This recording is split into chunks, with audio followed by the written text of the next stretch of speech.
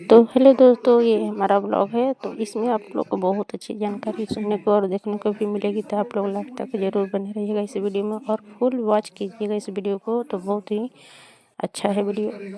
इसमें महिलाओं लोगों के लिए बहुत अच्छी जानकारी दी गई है। तो आप लोग बने रहिएगा लास्ट तक, है ना। और हमारे भी चूंकि अभी हमने जो चीजें बताई, बेसिक कॉन्सेप्ट समझ में आ गया होगा कि बाल अधिकार आपको बताई हूँ फोन के बारे में। जो एक फोन नंबर आपको दिया जाएगा, तो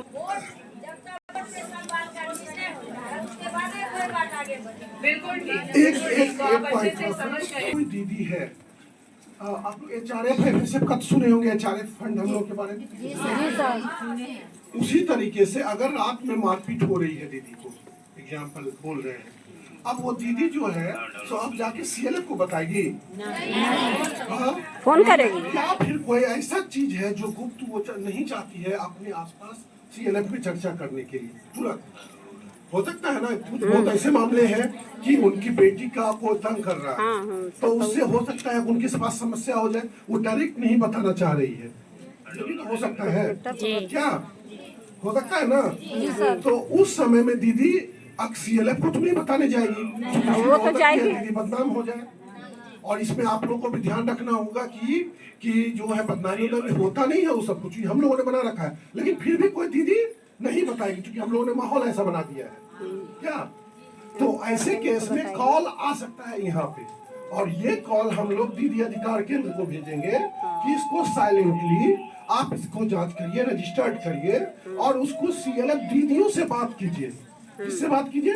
CLF दीदियों से बात कीजिए। और CLF की जो दीदियां हैं, वो CLF की दीदियां उस पे बिना किसी बहुत वो हल्ला का, उसमें एक जो कमेटी होगी, क्योंकि जो इसमें गोपनीयता है, गोपनीयता समझते हैं? हाँ, सर, गुप्त बातें। तो इसमें कोई भी अगर आपकी दीदी अधिकार केंद्र की कोई दीदी गोपनीयता को भंग करती तो उसको नौकरी से हटा देना है।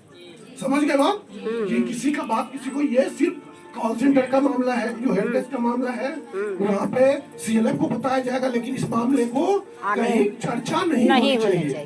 स्पष्ट है बात।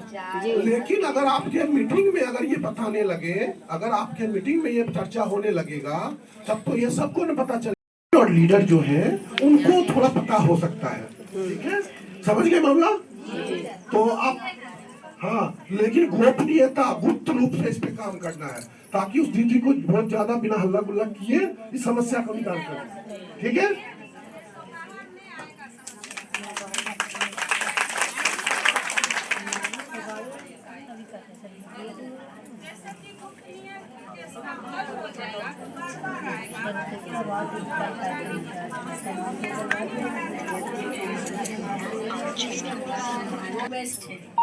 रिक्वेस्ट क्या रहेगा कि ये नंबर जब भी आए, आज आए, कल आए, एक हफ्ते बाद आए, जब आप लोगों को उस नंबर के बारे में पता चले तो क्या करेंगे आप लोगों को आज प्रॉमिस करना है कि आप लोग अपने अपने CLF में उसको लगवाएंगे और सभी अभी क्या है, अगले 6 महीने तक नंबर को सिर्फ CLF की दीदियों तक रहेगा। किसके पास? CLF के लीडर्स के पास। ज्यादा से ज्यादा सैक कमेटी, जो सैक कमेटी है उसके पास, या दीदी अधिकार केंद्र के पास। 6 महीने तक हम लोग बाहर कहीं नहीं ये करेंगे। अभी तक उसको पहले इसको मजबूत हो जाने दीजिए, नहीं तो क्या होगा कि आप प्रॉब्लम तो बताने लगेंगे, हम निदान नहीं कर पाएंगे, तो फिर क्या होगा, विश्वसनीयता घटेगी। तो धीरे धीरे पहले अभी आप लोग बात करें, हम लोग मिलकर इस सिस्टम को, इसीलिए 174 ब्लॉक है, 534 ब्लॉक है ना, 421 ब्लॉक में सबको नहीं बता रहे हैं, अभी 174 आप लोगों से बात कर रहे हैं। तो आप लोगों के पास नंबर जाएगा, आपके मोबाइल पे ये नंबर चला जाएगा, आप सबको ये नंबर नहीं देना है, आप इस माध्यम पे आप बात कीजिएगा। हम अध्यक्ष दीदी बात कर रहे हैं, सचिव दीदी बात कर रहे हैं, हम दीदी अधिकार केंद्र की समन्वयक दीदी बात कर रहे हैं, सक्षमा दीदी बात कर रहे हैं, अभी तक उतना ही जाते हैं, 1000-1500। फिर 6 महीने के बाद हम लोग बताएंगे, फिर प्रिंटिंग जो आपका बुक्स ऑफ रिकॉर्ड्स होगा, CLF होगा, PO होगा, पेपर होगा, सब जगह ये नंबर हम लोग प्रचारित करेंगे। जब हम लोग बाद में लगेगा कि अब हम लोग अपने आप को तैयार कर लिए हैं, ज्यादा से ज्यादा दीदियां आ गई हैं, तो हम लोग तैयार करेंगे। ठीक है, अभी वी द पीपल एक ऑर्गेनाइजेशन है, पहले ये हाँ। जो सेशन हुआ उसको जस्ट अच्छा। क्लैप कर देते हैं। तो कैसा लगा दीदी सब सुन के, सब दीदी की आवाज के बारे में? बहुत अच्छा लगा। एक बार जोरदार दीदी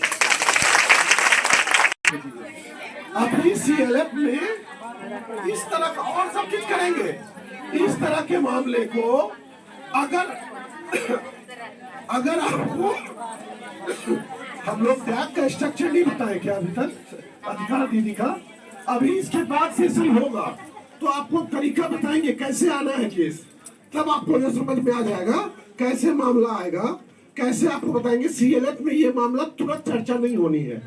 ये आप लोगों को मानते हैं कि समझदार है तब तो अध्यक्ष है, तब तो अपने तक रखिए, अपना दिमाग से यूज करके।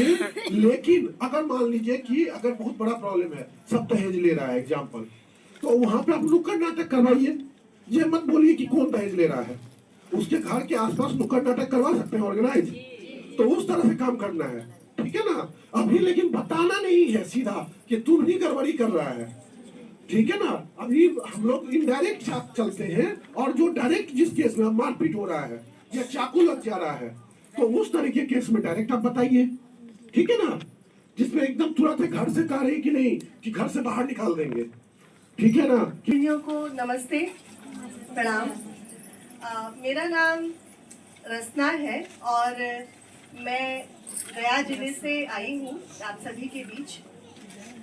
वी द पीपल अभियान एक संस्था है जिसके माध्यम से मैं अभी आप लोगों के सामने खड़ी हूँ।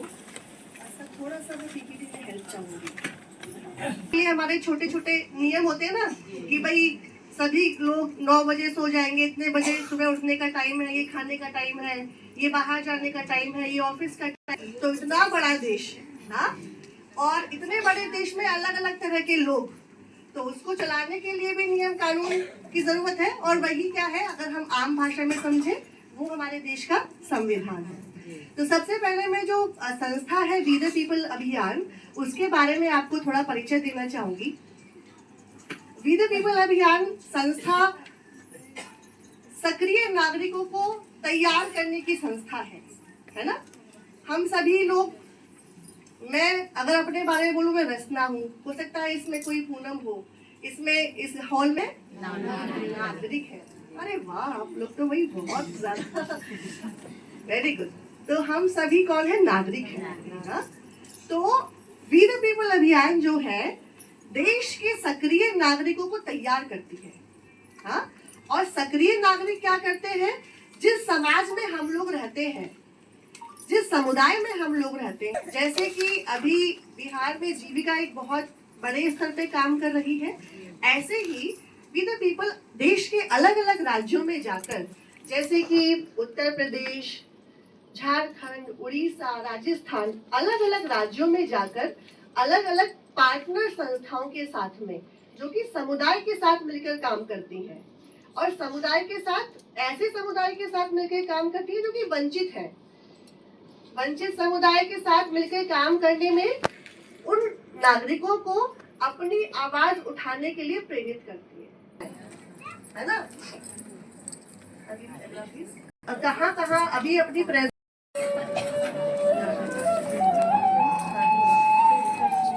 पहले बहुत डरपोक थी, इतना डरती थी कि डरने को मैं कहीं 2-4 लोग मेरे घर में दीदी चाह गए बैठने के लिए, या कोई भी आए तो उनके सामने निकलती नहीं थी। जो हमारे ससुर जी थे वो बोलते हैं कि क्या पढ़ाई करोगे, बेटा तो पढ़ लिया है, तो आप बहू को तो घर के काम करने के लिए हम लोग शादी किए हैं, तो नहीं पढ़ाएंगे, ऐसे करके मना कर दिए। मैं पहले नहीं बोलती थी, कुछ भी भला बुरा बोल देते थे, सुनती थी चुपचाप से। गांव में बदलाव कैसे आ सकता है? क्या अधिकारों की जानकारी होने से महिलाओं को घर और बाहर अपने हक हासिल करने में मदद मिलती है? प्रधान और वी द पीपल ने झारखंड और मध्य प्रदेश में जमीनी स्तर पर बदलाव लाने के लिए मिलकर एक प्रयास शुरू किया। दीदियों को ये जानकारी, नागरिकता क्या चीज़ है और वो एक नागरिक होने के नाते हम किस किस चीज़ के लिए इंटाइटल्ड हैं, या संविधान क्या है, संविधान के तहत में हम क्या क्या चीज़ें हैं जो हमारी हैं, या फिर हमारी क्या क्या जिम्मेदारियां हैं हमारे देश के प्रति, या हमारे गाँव के प्रति, या परिवार के प्रति। तो इन सब जानकारियों को इकट्ठा कराने के हिसाब से, सब जानकारी को बढ़ाने के हिसाब से प्रोग्राम जो था वो चलाया गया था। इस बारे में महिलाओं के साथ गांव में गहराई से चर्चा की गई। इन चर्चाओं में उन्हें संविधान, नागरिकता और उनके अपने हकों के बारे में जानकारी दी गई। सब चीजें जो है वो संविधान में लिखी हुई है, क्या तरीके हैं, किस तरीके से जो चुनाव होता है, कब चुनाव होता है। ये अपना भारत देश ऐसा दिखता है, तो अपन ये भारत देश में जन्म लिए तो अपन पूरे नागरिक है, उस भारत के नागरिक हैं। अब अपन समझते हैं कि जिम्मेदार नागरिक कौन। कि संविधान जो है हमारे मतलब कानून का एक संग्रह है। इतने बड़े देश को चलाने के लिए सुचारू रूप से कानून तैयार किया गया है, जिसमें 300 लोग थे और उसमें 9 महिलाएं थी। समाज का मतलब कि हम सब सामान्य हैं, मतलब हिंदू, मुस्लिम, सिख, ईसाई जो भी जाति बात रख सकते हैं कि हमें आज़ादी है। संविधान का जो पहला जड़ है, मतलब उसका मूल 4 मूल, समानता, स्वतंत्रता, बंधुता, न्याय। जैसे कोई भी जाति हो, कोई भी धर्म हो, कोई भी स्थान के जन्मे हुए हो, सबके लिए बराबर का कानून।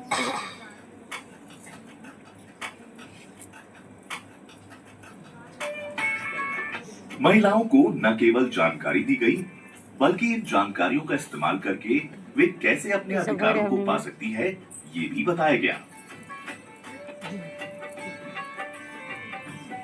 जैसे अपने गांव में ग्राम पंचायत में सचिव लोग हैं, ये अपने को पावर दिखाते हैं कि नहीं दिखाते हैं। कोई भी हम काम लेके जाते हैं तो बोलते हैं अरे भाई अभी रुकिए, वो अपने पावर का इस्तेमाल दिखाते हैं हम लोगों को, और हम लोग शांत रह जाते हैं। हम एक ग्रामीण नागरिक हैं करते हैं।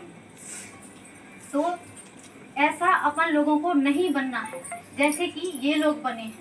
अपन लोगों को सबको मिलजुल के जो भी काम करना है तो अपन को मिल के करेंगे, ताकि अपना काम ज़्यादा अच्छा से होगा और आसानी से होगा और ज़्यादा विकास होगा।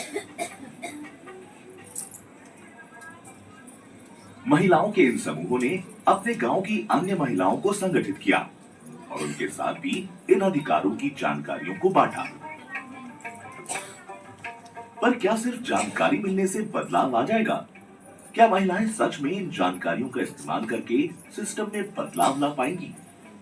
पहला कदम था सही मुद्दे की पहचान करना। हमारे गांव में मतलब गर्मी में बहुत ज़्यादा पानी का दिक्कत होता है, तो हम लोग 1-1, 2-2 किलोमीटर दूर से पानी लेके आते, तो मैं खुद भी जाती थी। इन जानकारियों की मदद से महिलाओं ने अपने आवेदन में सही भाषा का इस्तेमाल किया और साथ ही आवेदन के लिए जरूरी सभी दस्तावेज भी लगाए। तो संविधान के जो भी मौलिक अधिकार हैं अपना, फिर जो अनुच्छेद हैं, धारा हैं, वो सारी चीज हम लोग वहाँ पे नियम कानून के हिसाब से अपना आवेदन बनाए।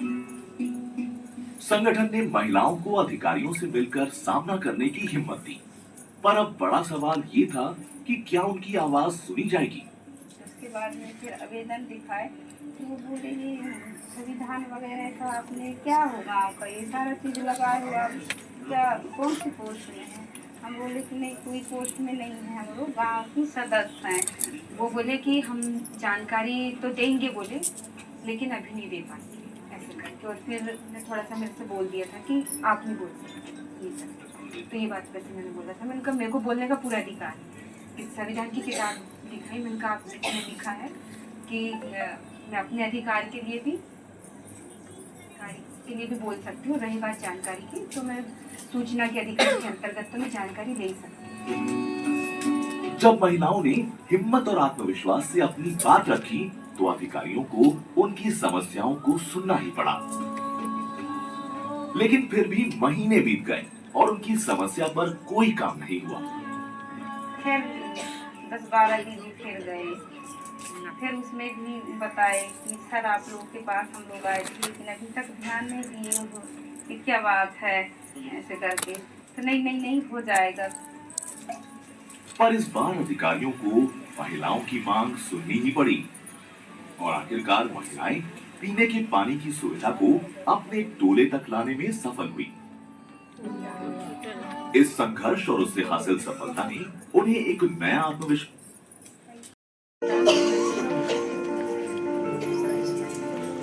2010 में मैं वार्ड सदस्य में एक जो पंचायती राज हूँ उसमें मैं निर्विरोध खड़ी हुई। उसके बाद ये थोड़ा मेरा जो सर में था डर था वो धीरे धीरे हट गया। प्रधान संस्था में आए और प्रधान संस्था के मार्गदर्शन से हम लोग वेदा पीपुल के माध्यम से ट्रेनिंग किए। उसमें वो लोग बोले कि आप अपना स्वयं का मुद्दा लीजिए। तो मैं चुने कि मैं मेरी सास जो है वृद्धा थी, उसका मैं वृद्धा के लिए मैं मुद्दा लूँगी। आने के बाद मैं आवेदन लिखी। उसके बाद पूरा डॉक्यूमेंट जैसे आधार, खाता, पहचान पत्र, फोटो लगा के मैं फॉलोअप लेते रही। उसके बाद मेरा पेंशन बन गया। उसके बाद जब हम लोग गांव में काम किए, समूह काम किए, तो उसमें पता चला कि बहुत सारा वृद्धा, विधवा, विकलांग लोग पढ़ते हैं। उसके बाद हम लोग प्रखंड में गए तो बोल रहे हैं कि डीसी सर कि कहाँ से आए। तो हम लोग बोले कि बसिया से। क्या है तो पेंशन आ रही पेयजल को लेकर। तो आवेदन कैसे लिखे? तो हम लोग जी सर हम लोग ट्रेनिंग करके हम लोग आवेदन बनाए हैं। तो कहाँ पर ट्रेनिंग किए, किसने ट्रेनिंग दिया, तो पूरा हम लोग बताएं कि हजारीबाग में ट्रेनिंग किए थे। उसके बाद वो हम लोग का लेटर स्वीकृत हो गया। तो 15 पंचायत में अलग अलग डेट में शिविर लगा पेंशन के लिए। उसके बाद 2200 में 1700 पेंशन स्वीकृत हुआ था। ये आयुषी मैम है और वहाँ नंदिता मैम है जो लीगल एड सेल के चेयरपर्सन है। ठीक है, पहले हम लोग इनको स्वागत करते हैं। हमारे साथ और भी हमारे स्टूडेंट मेंबर्स हैं और एडवोकेट लोग हैं। ठीक है, ये प्रशिक्षण इतना देना है और प्रशिक्षण में उसका पीपीटी बना हुआ है। ठीक है, क्या क्या चीज होना चाहिए वो सारा चीज, कौन सा वीडियो कब दिखाना है, सारा चीज बना हुआ है। आप बोलिएगा हम ग्रुप में, आपका दीदी अधिकार ग्रुप में आप लोग यहाँ से जाइए और बोलिए हमें भी इस ग्रुप में जोड़ा जाए, व्हाट्सएप ग्रुप में। दीदी अधिकार केंद्र का जो है ना ग्रुप, तो वो सभी ग्रुप में आप भी जुड़ जाइए। ठीक है, नहीं जो पूरा राज्य स्तर का है, जितने लोग आप लोग ट्रेनिंग आए हैं ना, तो इससे होगा कि आपको भी मैसेज चल जाएगा कि आपकी क्या हो रहा है क्या नहीं। हम लोग भी उसमें देखते रहेंगे, सब चीज डाल देंगे। ठीक है, तो वहां पे हम सारा चीज डाल देंगे। ठीक है, क्या क्या प्रशिक्षण देना है, डायरेक्ट कोऑर्डिनेटर से भी जुड़े हुए हैं अभी। हाँ, अगर ये व्हाट्सएप वाला नंबर होगा तो इसको हम जोड़ देंगे। अगर व्हाट्सएप नंबर नहीं होगा तो आप अपने दीदी अधिकार केंद्र की कोऑर्डिनेटर को बोलिएगा कि हमें इस ग्रुप में जुड़वाएं। अगर मान लीजिए हम नहीं भी जोड़ पाए तो आप अपने डायरेक्ट कोऑर्डिनेटर को बोलिएगा कि इसको इसमें हमें जुड़वाएं। उनका ये दायित्व है, वो जुड़वाएंगे। ठीक है, अब आगे बढ़ते हैं। अब ये जो दीदी अधिकार केंद्र है, ये जो भी समूह आधारित संस्थाएं हैं, ठीक है, इसको क्या बउआ बना के हम लोग बैठा के रखें कि तेज तरार बना के अपने आप हो जाए, अपने पैर पे खड़ा हो। तो उसी के लिए किया गया है कि ये परियोजना पे, ये सरकार पे बहुत दिन तक नहीं रहे। ठीक है, उसके ऊपर बैठे नहीं रहे कि हमको बक्सर की दीदी का हमको सुनने में आया कि वहां पे की थी क्या कि 25 रुपया हम एक ही बार में ले लेंगे। 2-2 रुपया 12 महीना हुआ, 24 रुपया साल भर का हुआ। तो वहां की दीदी निर्णय ली कि हम 25 रुपया हर एक महीना 2-2 रुपया लेना थोड़ा ठीक है, तो परेशानी वाला बात है। ठीक है, तो एक बार 25 रुपया ले लिए, साल भर के लिए फ्री हो गए। ठीक है, तो सभी दीदी आप लोग ये जाइए, ये चर्चा कीजिए कि 25 रुपया या जो भी आपको लगता है, 2 रुपया महीना अच्छा लगता है तो 2 रुपया लीजिए पर मेंबर। ठीक है, जितना समूह की सदस्य है ना, सबसे रोज बता रहे हैं उसको आगे, वो पैसा लेके और दीदी अधिकार केंद्र का एक खाता खुला होगा। अगर खाता नहीं खुला है तो उसको खुलवा लीजिए और उसका जो नाम होगा दीदी अधिकार केंद्र, प्रखंड का नाम जो भी है, हाँ, जीविका दीदी अधिकार केंद्र, प्रखंड का नाम और जिला का नाम।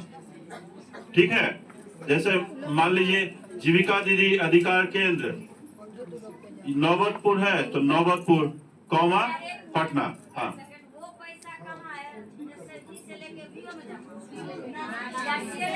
CLF में करवा लीजिए। देखिए इसका बता रहे सुन लीजिए। आप लोग जो है कोई भी चीज करती हैं तो पहले समूह से VO में आता है, ठीक है, VO से फिर CLF में आता है। तो इसमें भी जो है समूह से VO में ले आइए। अब VO से CLF के बजाय ये जो दीदी अधिकार केंद्र का खाता है उस खाता में, क्योंकि वो भी वो CLF का ही है, ठीक है, वो भी वो CLF का ही है, तो उसमें जो है आपका आसान हो जाएगा अकाउंटिंग में, ठीक है। अब ये पैसा का होगा क्या? अब आप लोग बोलिएगा ना कि ये पैसा का होगा क्या? तो ये पैसा का जो है जो दीदी अधिकार केंद्र में है, जो मान लीजिए हम नहीं चाहते हैं कि किसी के साथ कुछ अनहोनी हो या कुछ भी हो, लेकिन खुदा ना खास्ते कुछ हो गया, रात में दीदी को घर से निकाल दिया गया, ठीक है, तो दीदी कहाँ जाएगी? जो बहुत तेज होती हैं तो वो जाती हैं क्या मैके भाग जाती है। भागना इस्तेमाल नहीं करना चाहिए, लेकिन चले जाती है, ठीक है। जो स्ट्रांग है हमारा नैहर वाला देख लेगा तो, ठीक है ना, तो वो नैहर चल जाती है। कुछ लोग को नहीं उतना होता है तो बहुत लोग कुछ अनहोनी भी कर लेती है, ठीक है। कभी सुसाइड 1-2 केसेस आता है कि कर ली या कुछ गड़बड़ी कर ली। तो ये चीज को हम लोग को होना, वैसे ने अलमीरा हो, कंप्यूटर हो, सब चीज, ठीक है, वो चीज कर देना है। और प्रिंटर उल्टर सब चीज। और जो दूसरा कार्यालय रूम जो होगा उसमें बिस्तर का भी आप लोग को दिया गया है पैसा, तो खरीद ली होंगी, तो वो दूसरे कमरा में बिस्तर और कोशिश कीजिए अगर बर्तन वगैरह भी चाय बनाने का या कुछ हल्का फुल्का, ठीक है, खाना बनाने का, वो दूसरे रूम में कर लीजिए। अब रात में दीदी आएंगी तो भूखे प्यासे रहेंगी,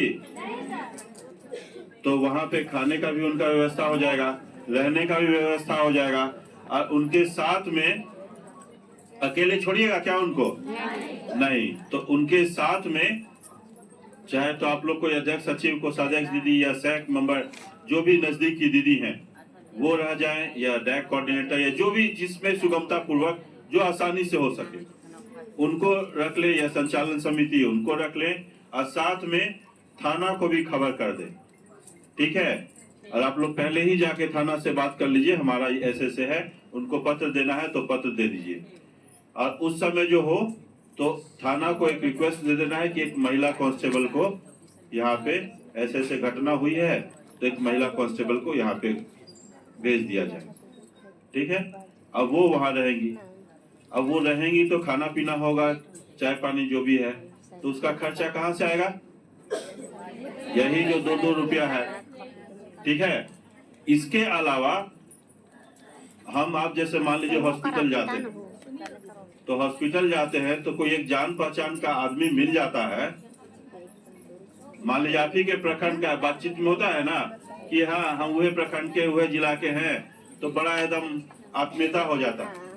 और इसके बाद वो सारा बता देता है कैसे क्या प्रक्रिया होता है, आधा करवा भी देता है, तो आधा बीमारी वहीं पे दूर हो जाता है ना।